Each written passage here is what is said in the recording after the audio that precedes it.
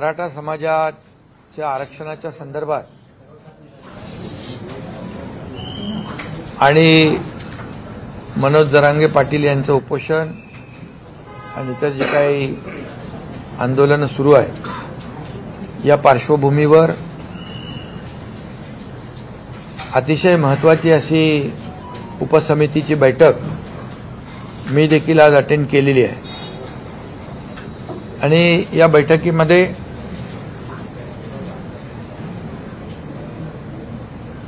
अतिशय तपशीलवार चर्चा त्या बैठकीत झाली। त्यामध्ये जस्टिस शिंदे साहेबांची जी कमिटी आपण गठीत केली होती जुन्या कुणबी नोंदी शोधण्यासाठी तपासण्यासाठी, त्या कमिटीने एक प्रथम अहवाल जो आहे तो आज आमच्याकडे सादर केलेला आहे। तो उद्या आम्ही कॅबिनेटमध्ये घेऊन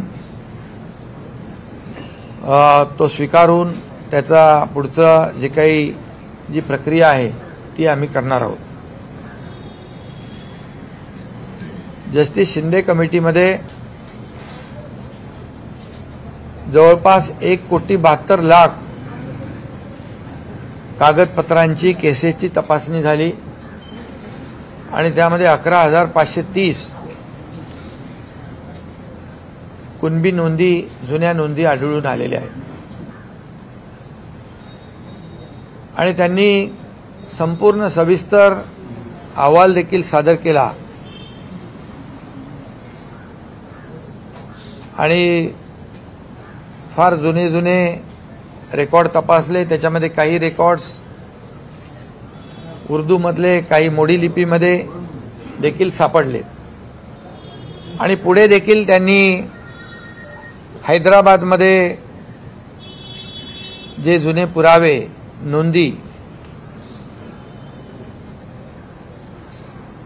त्या कागदपत्रांसाठी विनंती केलेली आहे आणि त्याच्यामध्ये देखील त्यांचं म्हणणं आहे की आणखी काही नोंदी सापडतील म्हणून त्यांनी 2 महिन्याची आपल्याला सरकारकडे मुदत मागितली आणि काम तसं बघायला गेलं तर त्यांनी खूप चांगल्या प्रकारचं काम केलंय। म्हणजे अनेक पुरावे तपासले, 1, 2, 3 असे 15-16 पुरावे तपासले। अतिशय डिटेलमध्ये त्यांनी त्याच्यामध्ये काम केलेलं आहे आणि म्हणून सरकारने त्यांना 2 महिन्याची जी काही मुदत दिली की त्यांच्या कामाचा आवाका आणि त्यांच्या कामातून आलेलं आउटपुट जे आहे त्याचं प्रमाण मोठं आहे। तरी सुद्धा त्यांना आम्ही सांगितलेलं आहे, विनंती केली आहे की 2 महिन्याचा अवधी असला तरी सुद्धा लवकरात लवकर आपला रिपोर्ट सादर करा, अंतिम रिपोर्ट। पण हे जे 1,73,00,000 कागद तपासलेत, केसेस तपासल्यात आणि 11,530 याच्यामधून नोंदी सापडल्यात, ही देखील एक समाधानकारक बाब आहे आणि म्हणून त्यांना देखील कुणबी प्रमाणपत्र जे आहेत ज्यांच्या नोंदी सापडल्यात त्या कागदपत्रांची तपासणी करून पुढची कार्यवाही देखील सुरू होऊन जाईल। दुसरं हा एक भाग झाला जस्टिस शिंदे कमिटीचा आणि दुसरा एक भाग जो आहे जे मराठा आरक्षण, मूळ मराठा आरक्षण जे आहे हे सुप्रीम कोर्टामध्ये जे रद्द झालं त्यावर देखील सरकार काम करतंय आणि क्युरेटिव्ह पिटिशनमध्ये सुप्रीम कोर्टाने ड्यू प्रोसेसमध्ये मॅटर लिस्टिंग करून आम्ही ऐकू अशा प्रकारचं एक विंडो सुदैवाने ओपन झालेला आहे आणि त्यावर देखील काम सरकारचं युद्ध पातळीवर सुरू आहे। आज मागासवर्ग आयोगाचे अध्यक्ष निरगुडे साहेब होते, त्यांची कमिटी त्याच्यावर काम करते। त्यांना जी काही लागणारी मदत जी आहे ही पूर्णपणे सरकार उपलब्ध करून देईल आणि रिजन वाईज त्यामध्ये ज्या तज्ञ संस्था आहेत, या तज्ञ संस्था त्यामधून त्यांना मदत करतील। पूर्ण मॅनपॉवर, जे जे काय आवश्यक असेल स्टाफ, आणि ज्या संस्था विश्वसनीय संस्था आहेत, ज्यांनी यापूर्वी देखील काम केलेलं आहे, अशा संस्थांच्या माध्यमातून युद्ध पातळीवर ते इम्पिरिकल डेटा जो आहे तो त्याचं एक्सरसाइज आणि गोळा करण्याचं काम होईल। आणि मराठा समाज मागास कसा आहे हे सिद्ध करण्यासाठी या क्युरेटिव्ह पिटिशनच्या माध्यमातून आपल्याला ते उपयुक्त ठरेल। कारण त्याच्यामध्ये ऑर्डर करताना सुप्रीम कोर्टाने मागे आपलं आरक्षण रद्द करताना ज्या काही त्रुटी काढलेल्या आहेत, त्या त्रुटी दूर करण्यासाठी देखील आज आम्ही जस्टिस निवृत्त न्यायाधीश गायकवाड साहेब, निवृत्त न्यायाधीश भोसले साहेब आणि जस्टिस शिंदे साहेब याची एक ॲडवायझरी बोर्ड म्हणून ती एक आम्ही स्थापन केलंय। कारण गायकवाड साहेबांचा पहिला रिपोर्ट त्यांचा होता, दुसरा रिपोर्ट भोसले साहेबांचा होता आणि जस्टिस शिंदे तर आता त्याच्यावर काम करतायत। त्यामुळे तो एक आम्ही निर्णय आज घेतलेला आहे। ही कमिटी जी आहे महत्त्वाची 3 जस्टिस निवृत्त न्यायमूर्तींची, ही सरकारला क्युरेटिव्ह पिटिशन आणि टिकणारं मराठा आरक्षण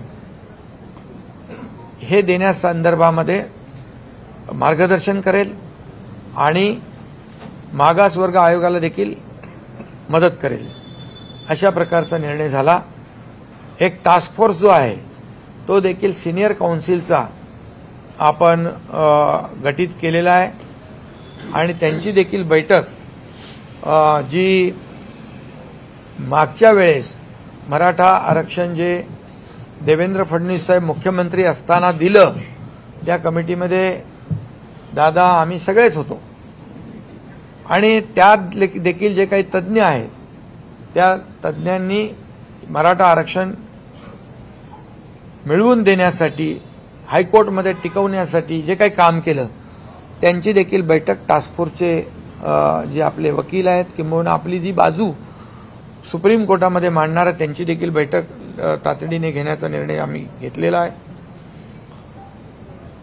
आणि एकंदरीत हा डाटा गोळा करण्यासाठी रिजन वाईज म्हणजे टाटा इन्स्टिट्यूट असेल, गोखले इन्स्टिट्यूट आहे, असे अनेक जे काही नामवंत आहेत, विश्वसनीय संस्था आहेत, त्यांची मदत आम्ही या ठिकाणी घेणार आहोत। आणि ज्यांना या बाबतीमध्ये, ज्यांनी मगाशी मी म्हटलं की मागच्या वेळेस जे आरक्षण दिलं आणि हायकोर्टामध्ये त्याला चॅलेंज झालं, पण हायकोर्टामध्ये देखील ते टिकवलं आणि त्यामध्ये ज्यांनी सहभाग घेतला, योगदान दिलं, त्यांची देखील मदत आम्ही घेतोय। खरं म्हणजे हा मुद्दा फार जुना आहे, 1980 पासूनचा। असा असला तरी सुद्धा या मुद्द्याला, मराठा आरक्षणाला खऱ्या अर्थाने चालना दिली ती देवेंद्र फडणवीस साहेब मुख्यमंत्री होते त्यावेळेस दिली आणि त्यावेळेस मराठा समाजाला आरक्षण आपण सरकारने दिलं। हायकोर्टामध्ये त्याला चॅलेंज झालं, ते टिकवण्याचं काम आपल्या सरकारने आणि या सर्व तज्ज्ञ लोकांनी केलं। सुप्रीम कोर्टामध्ये अपील झाल्यानंतर दुर्दैवाने ते आरक्षण रद्द झालं।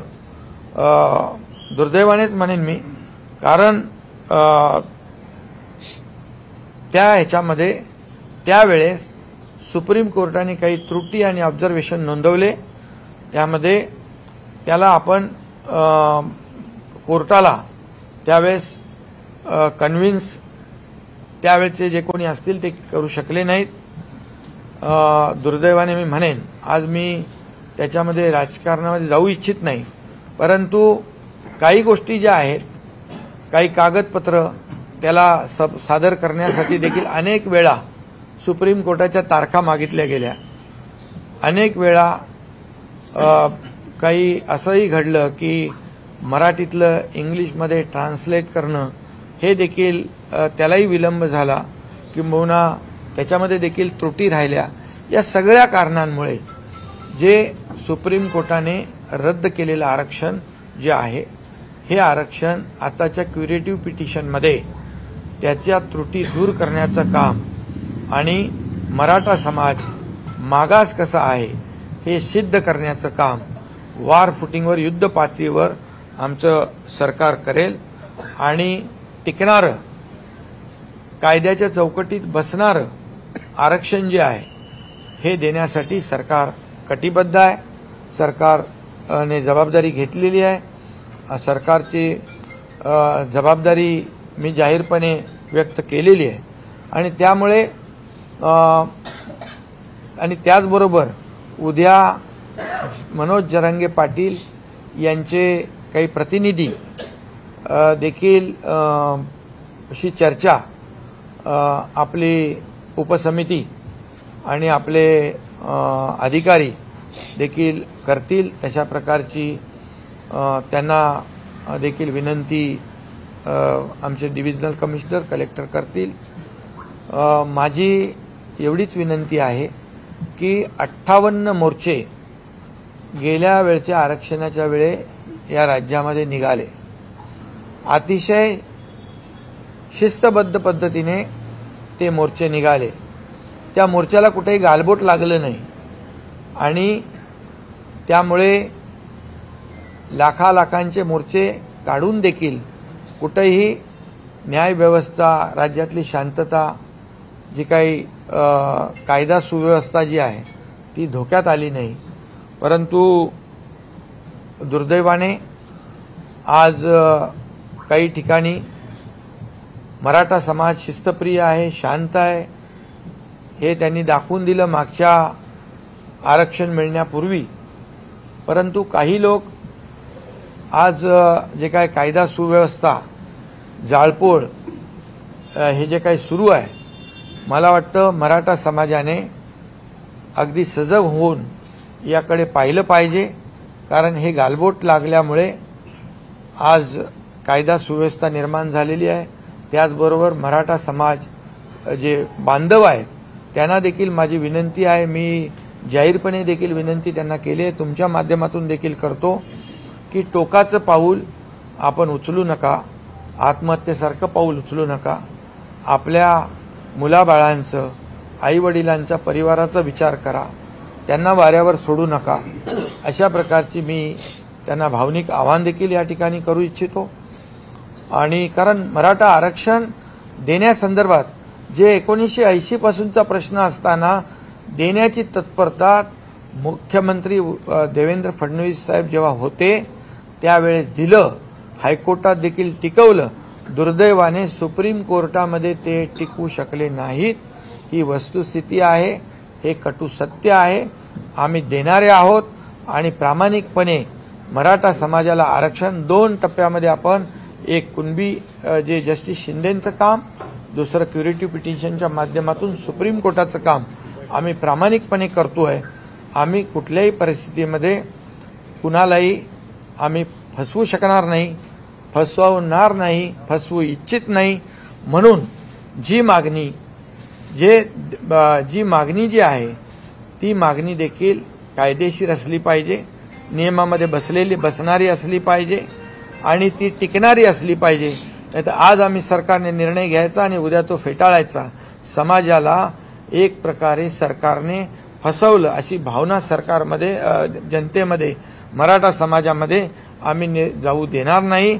आम्ही जे बोलतोय, जे होण्यासारखं आहे तेच आम्ही बोलतोय आणि नक्की आपल्याला मी सांगतो, आपल्या माध्यमातून मराठा समाजाला टिकणारं, कायदेशीर टिकणारं, कायद्याच्या चौकटीत टिकणारं, इतर कुठल्याही समाजावर अन्याय न करता हे आरक्षण आम्ही देणार आहोत।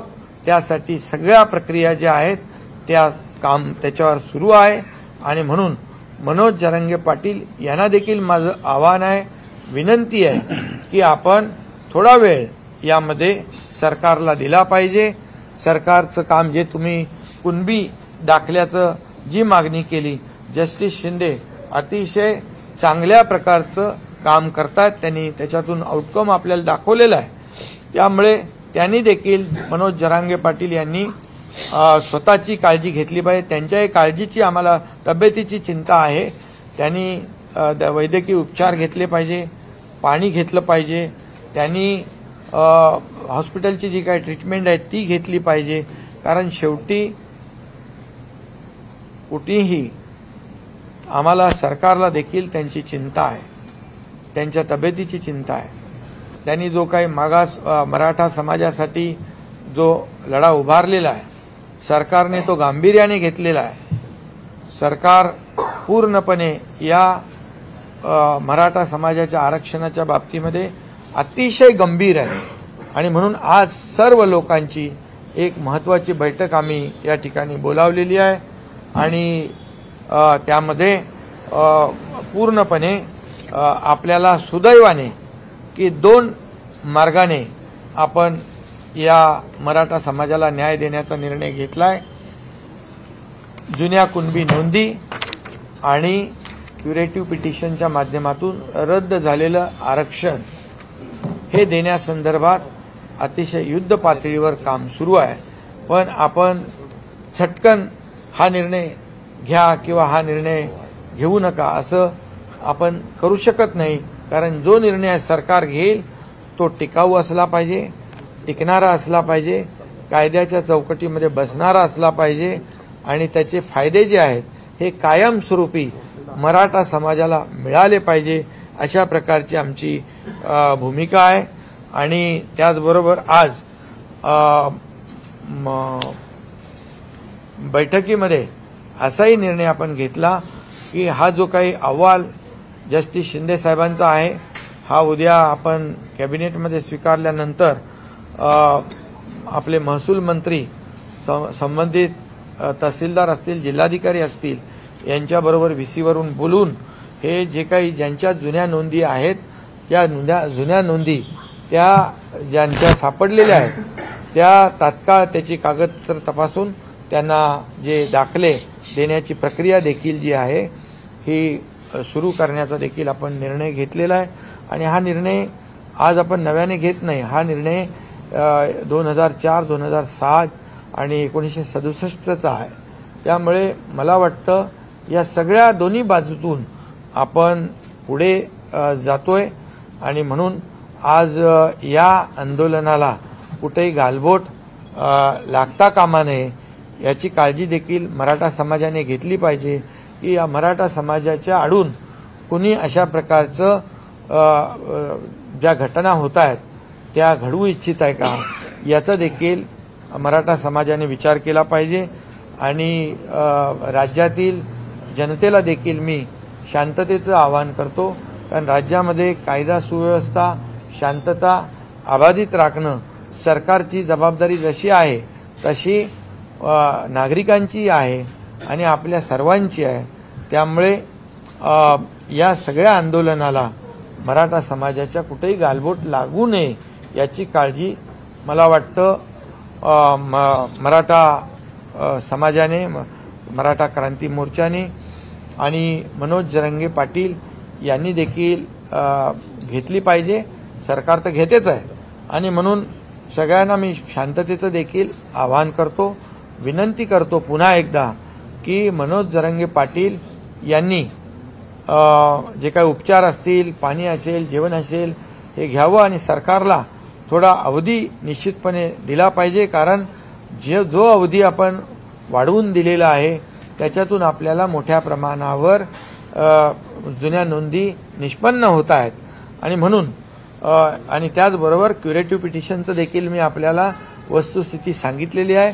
सुदैवाने ती विंडो देखील आपल्यासमोर ओपन झालेली आहे आणि त्यासाठी आपण जे जे काय करायचं ते करणार आहोत।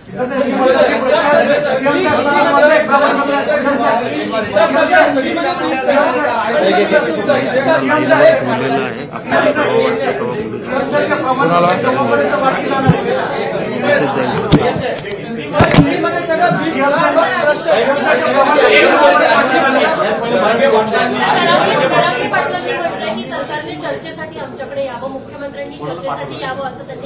नहीं, यामध्ये एक मी हिंदीमध्ये जरा बोलतो। आज की बैठक बहुत ही महत्वपूर्ण रही है। मराठा आरक्षण के बारे में सभी हमारी उपसमिति की बैठक थी, उप समिति के सभी मेंबर थे और सभी अधिकारी थे, एजी थे और जो मागास वर्ग आयोग है उसके निरगुड़े जी थे, जस्टिस शिंदे जी थे और सभी लोग आज बड़े पैमाने पर चर्चा हुई है, सब पॉजिटिव चर्चा हुई है और इसमें जस्टिस शिंदे सर की जो कमेटी है उन्होंने प्रथम रिपोर्ट जो है सादर किया हुआ है। कल हम कैबिनेट में रखेंगे और उसके ऊपर हमारे महसूल मंत्री जी आगे के जो कार्रवाई के निर्देश है अपने लोगों को देंगे महसूल विभाग के। ये एक निर्णय हुआ है और इसमें दूसरा एक निर्णय ऐसा हुआ है जो जस्टिस है भोसले साहब और गायकवाड़ और शिंदे, जस्टिस शिंदे, इनकी एक कमेटी गठित की गई है एडवाइजरी कमेटी के रूप से। वो सरकार को भी गाइड करेगी और मागास वर्गीय आयोग को भी मदद करेगी। ऐसा एक भी निर्णय हुआ है। एक सीनियर एडवोकेट का जो है सीनियर काउंसिल का एक टास्क फोर्स जो गठित किया है उसे ये जो कमेटी के लोग हैं ये मदद करेंगे। उनके साथ एक जल्दी बैठक होगी और जिन्होंने जब देवेंद्र फडणवीस जी मुख्यमंत्री थे तब जो आरक्षण दिया था और वो जब चैलेंज हुआ हाईकोर्ट में तब कई इस मराठा आरक्षण में जिन्होंने काम किया है, जो तज्ञ लोग हैं, जो अनुभवी लोग हैं, उनके साथ भी बैठक वहां पर करने का फैसला किया है ताकि वो भी अपनी कुछ सुझाव दे सकते हैं। और इसके बाद जो जस्टिस शिंदे कमेटी का अभी मैंने कहा कि अहवाल सबमिट कर रहे हैं और उनको जो मोहलत उन्होंने मांगी थी 2 महीने की, क्योंकि उनसे उनकी कमेटी बहुत ही डीपली काम कर रही है और जो एविडेंस है जो पुराने वो ढूंढ रही है और इसलिए उन्होंने 2 महीने का समय मांगा। इसमें उनका कहना है कि और कुछ जो पुराने दस्तावेज है, पुराने जो पुरावे हैं वो मिलेंगे तो और ज्यादा मराठा समाज को न्याय मिल सकता है। इसलिए उनको कहा कि 2 महीने दिए हैं लेकिन जल्द से जल्द अपना अंतिम अहवाल भी वो सादर करे, ऐसी विनती उनसे हमने की है। ये एक तरफा हुआ है। उन्होंने 1,70,00,000 लोगों के कागजात देखे हैं, उसमें से 11,530 पुरानी जो नोंद है, पुराने जो उनके एविडेंस है वो मिले हैं उसमें, जिससे मराठा समाज को निश्चित रूप से फायदा हो जाएगा। और दूसरी तरफ जो सुप्रीम कोर्ट में ये जो मराठा आरक्षण जो मुख्यमंत्री देवेंद्र फडणवीस जी के जमाने में हम लोग साथ में ही थे, सब चंद्रकांत पाटिल जी है, हम लोग सब थे, और वो जो हाईकोर्ट में जब चैलेंज हुआ तो हाईकोर्ट में उसको प्रोटेक्ट किया, हाईकोर्ट ने कंफर्म किया और दुर्भाग्यवश सुप्रीम कोर्ट में वो रिजेक्ट हुआ। अभी वहां पर जो हुआ है, जो त्रुटियां है, जो खामियां सुप्रीम कोर्ट ने निकाली है उसके ऊपर काम कर रहे हैं और जो मराठा समाज बैकवर्ड कैसे है ये जो एम्पिरिकल डेटा जो है वो कलेक्ट करने का काम शुरू है। जो बैकवर्ड कमीशन है, निरगुड़े जी है, उसकी कमेटी काम करेगी।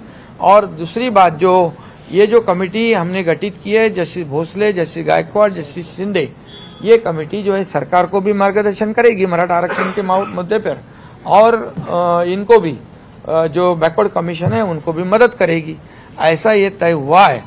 और निश्चित रूप से मैं ये कहूंगा कि जो सुप्रीम कोर्ट में जो आरक्षण रिजेक्ट हुआ है इसके भी कई कारण है, लेकिन आज मैं इस राजनीतिक मुद्दे को दोहराना नहीं चाहता हूं, लेकिन वो पिछले सरकार का फेल्यूर है इतना तो मैं जरूर कहूंगा। और वहां पर जो त्रुटियां खामियां है वो जो है उसको कैसे करेक्ट किया जाए, इसके लिए क्यूरेटिव पिटीशन में जब हमें सुप्रीम कोर्ट मौका देगा तो वो जो एविडेंस है, जो मराठा समाज कैसे सोशली और एजुकेशनली बैकवर्ड है, ये साबित करने का काम हमारी ये तज्ञ जो सीनियर काउंसिल है और ये बाकी लोग जो हैं अभी जो मैंने नाम लिए हैं वो मदद करेगी। और मैं इतना विश्वास के साथ कह रहा हूँ, दावे के साथ कह रहा हूँ कि जो मराठा आरक्षण जो है समाज को देना है वो नियम के अनुसार जो टिकने वाला, जो कानून के दायरे में बैठने वाला ये आरक्षण देना, ये सरकार इसके लिए कटिबद्ध है, ये हमारी जिम्मेदारी है, उसके ऊपर हम काम कर रहे हैं। ये मैंने पहले भी कहा है और आज भी कह रहा हूँ सरकार के माध्यम से कि सरकार पूरी तरह इस मराठा समाज को आरक्षण देने में पूरी तरह गंभीरता से काम कर रही है। इसलिए मेरा अनुरोध है, जो मनोज जरांगे पाटिल और उनकी जो टीम है उनसे भी अनुरोध है कि हमें भी उनके तबीयत की, उनके आरोग्य की चिंता है। उन्होंने ये जो अनशन है इसे हमें सरकार को थोड़ा समय देना चाहिए। सरकार को अगर समय देते हैं तो निश्चित रूप से इसमें से बहुत ही बड़ा एक निर्णय लोगों को मिल सकता है, ऐसी उम्मीद हमने रखी है। और आज राज्य में जो लॉ एंड ऑर्डर की सिचुएशन, जो दुर्दैवी घटनाएं घट रही है, इसे भी रोकने की आवश्यकता है। मराठा समाज के पिछले जब मोर्चे निकले थे, पिछले समय जब आरक्षण दिया था तो 58 मोर्चे निकले थे, लाखों लोग रास्ते पे आए थे, लेकिन बहुत ही डिसिप्लिन देखा गया और उसमें पूरे देश ने उसकी नोंद ली और पूरे देश ने एक महसूस किया कि मराठा समाज एक शिस्तबद्ध पद्धति से एक शिस्तप्रिय समाज है। ये लॉ एंड ऑर्डर को भी बनाए रखने में बहुत ही मदद करने वाला है, ऐसा अनुभव है। और इसलिए अभी जो कुछ घटनाएं हो रही है इसका भी विचार मराठा समाज के लोगों ने करना चाहिए, क्योंकि ये इसके वजह से आंदोलन को क्या कहते हैं, एक दूसरी दिशा में ये आंदोलन जा रहा है। इसलिए मैं इतना ही कहूँगा कि ये सभी लोगों ने सोचने की आवश्यकता है। सरकार अगर कुछ निगेटिव होती तो ऐसा करना हम समझ सकते थे, उचित था, लेकिन सरकार पूरी तरह से गंभीरता से इसमें काम कर रही है और हम लोग किसी को भी इस मामले में, मराठी में मैं कहूँगा की कोणाची फसवणूक, कुठल्याही समाजाची फसवणूक आम्ही करणार नाही। म्हणजे वेळेवर वेळ काढूपणा बिलकुल आम्ही करणार नाही। जे देणार ते टिकाऊ आणि नियमात बसणार आम्ही देणार आहोत। त्यामुळे मराठा समाजाने देखील त्यावर विश्वास ठेवला पाहिजे, टोकाचं पाऊल उचलू नये, अशा प्रकारची भूमिका जे आज चालू आहे। आज मराठा समाजातले नेते मराठा समाजाला आंदोलन देण्यासाठी प्रयत्न करतायत, परंतु त्यांनाच गावबंदी सारखे याला सामोरं जावं लागतंय आणि अशा प्रकारचं हे राज्याच्या हिताचं नाही। समाजामध्ये तेढ निर्माण होईल अशा प्रकारचा काही लोक प्रयत्न करतायत, याची देखील दखल मराठा समाजाने आणि मराठा नेत्यांनी या संघर्षातल्या घेतली पाहिजे आणि सरकारला वेळ दिला पाहिजे, एवढीच माझी विनंती आहे, एवढंच माझं सगळ्यांना आव्हान आहे।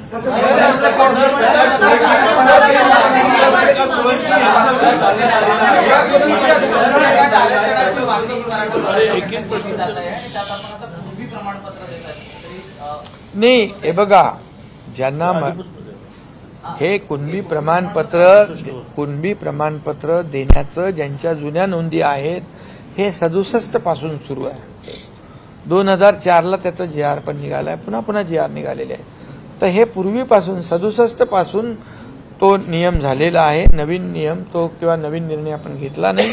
या मराठवाड्यातल्या लोकांना कुणबी दाखला पाहिजे आणि तो मिळायला अडचण होती, म्हणून ती आपण कमिटी नेमली आणि ती कमिटी चांगलं काम करते। आणि मेन जो आहे मराठा आरक्षण, या मराठा आरक्षण देण्याबद्दल तर मी बोललेलो आहे। मराठा आरक्षण देण्याबद्दल जे रद्द सुप्रीम कोर्टात झालंय ते आपण क्युरेटिव्ह पिटिशनच्या माध्यमातून आपण त्याच्यावर काम करून मराठा समाज मागास कसा आहे हे पूर्णपणे पुरू करण्याचं काम सरकार करेल।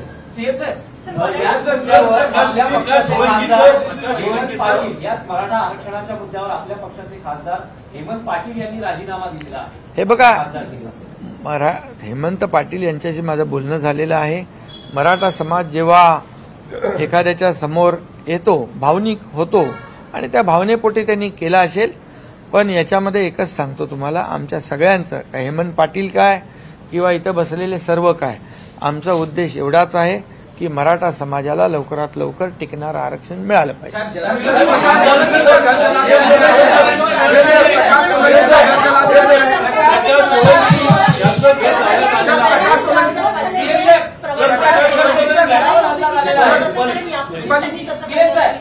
हे बघा, हा कुणबी प्रमाणपत्र देण्याचा निर्णय आत्ता आपण घेतलेला नाही, हा 1967 पासून आहे. त्या मिळण्यामध्ये ज्या अडचणी होत्या त्या दूर करण्यासाठी जस्टिस शिंदे कमिटी आपण नेमली आणि त्याचाच कार्यभार सुरू आहे.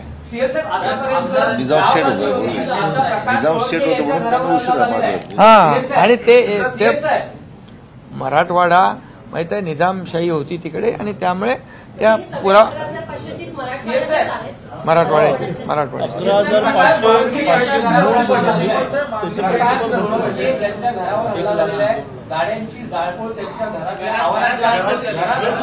नाही. म्हणून मी एवढंच सांगतो की हे आंदोलन भरकटत चाललेलं आहे, दुसऱ्या दिशेला चाललेलं आहे. याचा विचार मनोज जरांगे पाटील, त्यांची टीम आणि सकल मराठा समाजाने घेणं गरजेचं आहे.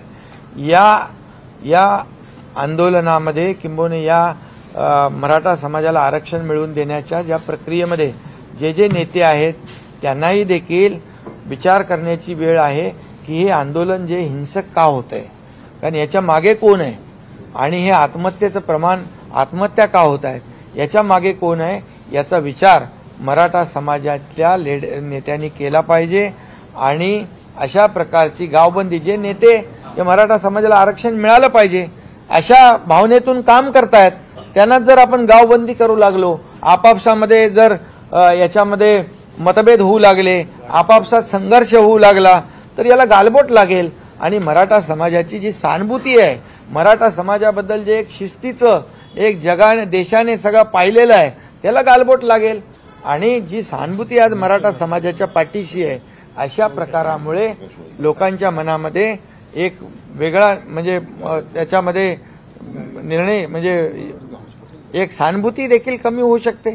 आणि म्हणून या मराठा समाजाचे जे मोर्चे निघाले, जी आंदोलनं झाली आतापर्यंत शांततेने झालेली आहेत, आता याला गालबोट लावण्याचं काम हे कोण करतंय याचा विचार देखील आंदोलनकर्त्यांनी केला पाहिजे.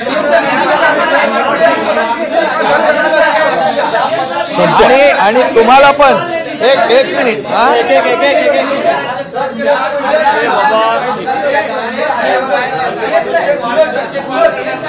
काय करणार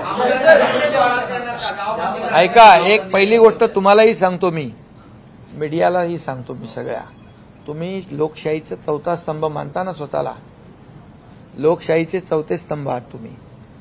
आणि माझी तुम्हालाही विनंती आहे, तुम्ही देखील एक समाजाचा भाग आहात, तुमच्या माध्यमातून देखील आम्ही जे आज निर्णय घेतले, आज जे निर्णय घेणार आहोत, किंबहुना जे निर्णय घेतले, आज मराठा समाजाला आम्ही काय काय देतोय ते जाहिरातीच्या माध्यमातून उपसमितीने केलं होतं.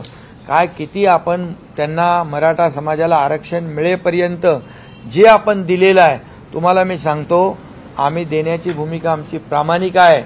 मी मुख्यमंत्री झाल्यानंतर जवळपास 4000 लोकांना, अधिसंख्य पदांच्या लोकांना, जे सुप्रीम कोर्टाने आरक्षण रद्द केल्यानंतर मधल्या ज्या पिरियडमध्ये ज्यांच्या सिलेक्शन झालं होतं, अपॉइंटमेंट मिळाली नव्हती, त्यांना नोकऱ्या देण्याचं धाडस या एकनाथ शिंदेने केलं. तेव्हा सगळे घाबरत होते, असं होईल तसं होईल, पण ते आज नोकऱ्या करतायत.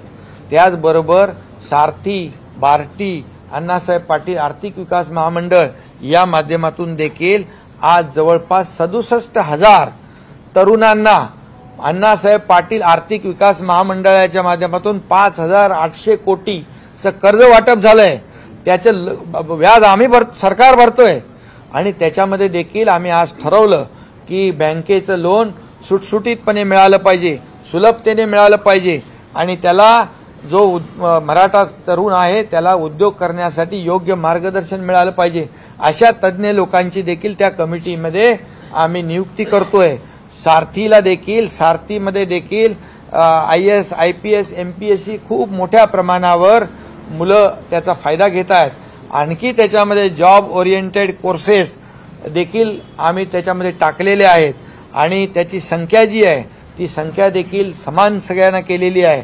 आणि त्याचबरोबर आम्ही हॉस्टेलचं भाडं देखील आपण वाढवलं ना, 6,000 पर मंथ, 6,000 पर मंथ, 10 महिन्याचे 60,000, 10 महिन्याचे 60,000 तेही वाढ केले. म्हणजे ज्या माध्यमातून मराठा समाजाला, इतर समाजाला, OBCला ज्या सवलती मिळत आहेत त्या सवलती मिळाल्या पाहिजे यावर देखील कटाक्षाने आमचं सरकार काम करतंय.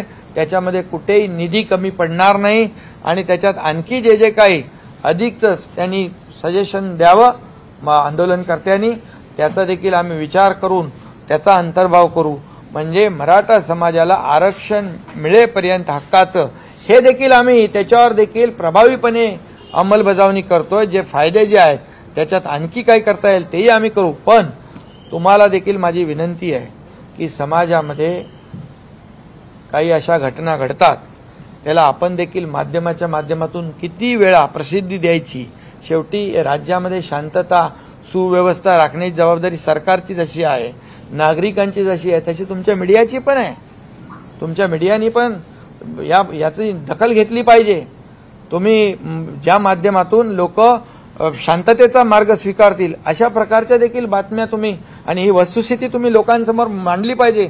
आम्ही खोटं बोलणार नाही, खोटं काम करणार नाही, लोकांना बिलकुल फसवणार नाही. जे आम्ही करू ते एकदम फुलप्रूफ करू, टिकणारं करू आणि कायद्याच्या चौकटीमध्ये बसणारं करू हा विश्वास आम्हाला आहे. आणि या विश्वासाच्या जोरावरच आम्ही जाहीरपणे सांगितलेलं आहे आणि सरकार पूर्णपणे आज या मराठा समाजाच्या आरक्षण देण्याच्या पाठीशी आहे. काही इतर समाजाला कुठलंही दग न लागता, इतर समाजावर अन्याय न करता हे शक्य आहे आणि म्हणून ते आम्ही बोलतोय. त्यामुळे तुम्ही देखील मी बोललो त्याचा अर्थ वेगळा काढू नका, परंतु या राज्यात शांतता सुव्यवस्था राखेल.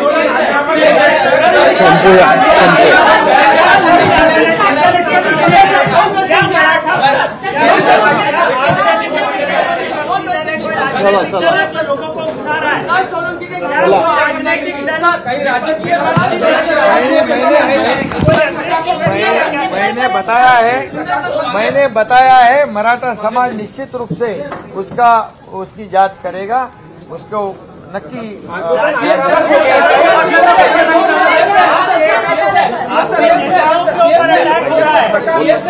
विपक्षी दल की साजिश है.